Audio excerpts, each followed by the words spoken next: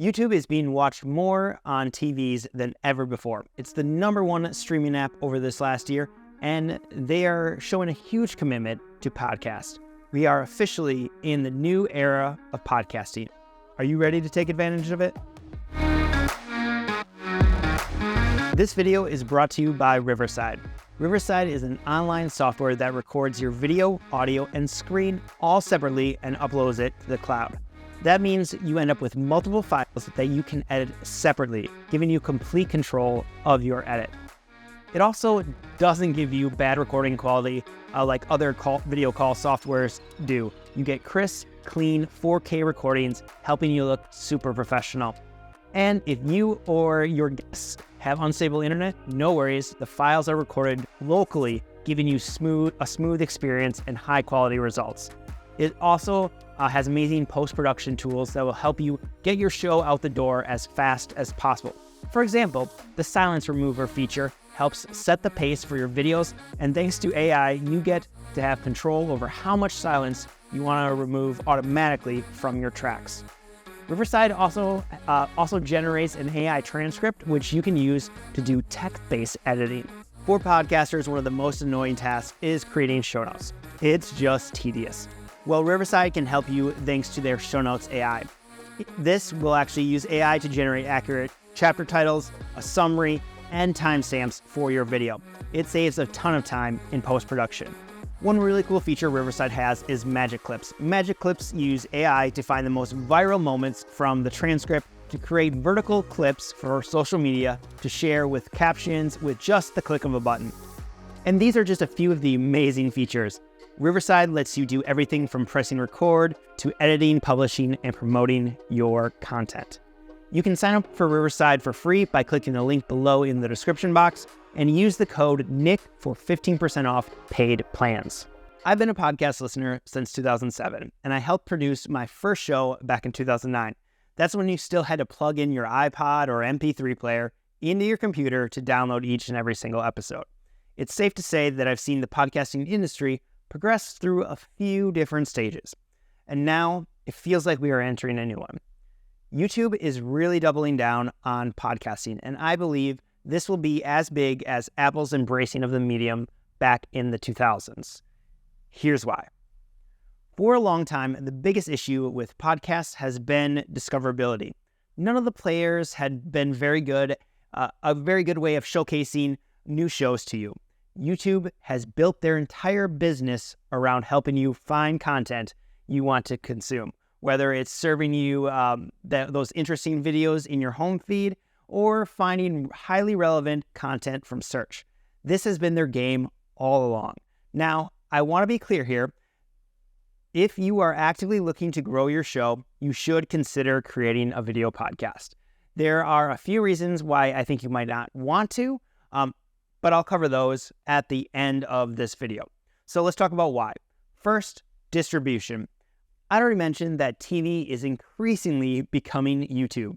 YouTube CEO Neil Mohan said a number of creators who received the majority of their watch time on TVs has increased more than 400% in the last 3 years. Another big advantage is that your YouTube podcast is not just going to be available with the regular YouTube videos, it will also be available in YouTube Music. Then, of course, you have all the other podcast players, all the other podcast directories. The audio from your video podcast can be sent out as an audio-only show as well. Almost every single one of the other podcast directories can do video. I had a video podcast back on iTunes in 2011. It didn't do very well. There weren't many podcast listeners in general, let alone video podcaster viewers back then.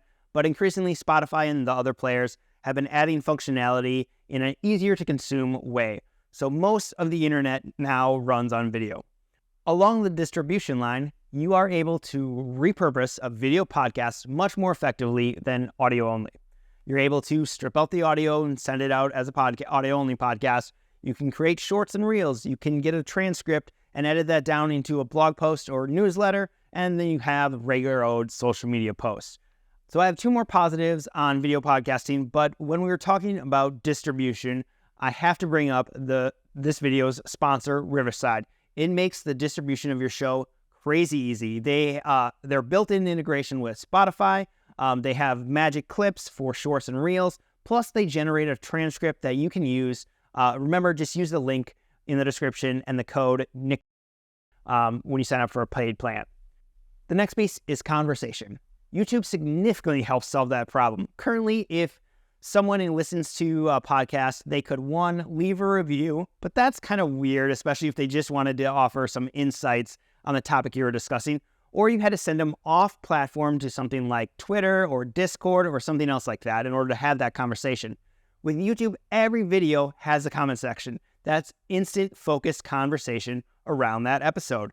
And depending on how you're implementing your YouTube podcast, it could even be live engagement, allowing you to react within the show. And if you want to learn more about live video, be sure to subscribe to this channel. I talk about it quite often. That brings us to the next big positive, connections. Your audience is able to create and feel a community around your show, which definitely increases that connection. But now they're able to see you. For me personally, and many other audience members, that's a big deal. Seeing your body language, your reactions, that helps create that audience connection with you. So clearly there are some big pros, and I think that every podcaster should at least consider adding video podcasting. But when might you not want to create a video podcast? I think the big one is resource constraints. Here I'm talking about money and time, both of them. Recently, two of my favorite YouTubers, Becky and Chris, just switched their video podcast to audio only, and a big part of the reason was being time constrained. Hi. Holy crap. It's been a long time since we made a podcast. What happened? We're terrible. Yeah, we are terrible. You know why? Why? It's because when we made the decision to do this podcast, a video podcast, it became a lot more difficult. The barrier to entry, more friction. Yes, because not only do we have one angle, we have three angles. Yes. Which makes it very difficult. It's a factor you need to consider. Now, are there ways that it can be faster? Yes, maybe it's a single camera angle or only remote interviews, and you can use Riverside to record and edit. There are now AI software that will automatically edit 3 camera podcast interviews. I don't want you to think that being a video podcast is going to take up hours and hours to produce, but it's likely going to take you longer than audio. And then we come to money. I don't think you need multiple DSLRs or a production crew to pull off a good show. It could be your smartphone and Riverside. However, if budget is a real concern, I'd recommend spending your money on audio equipment. Audio first, then video.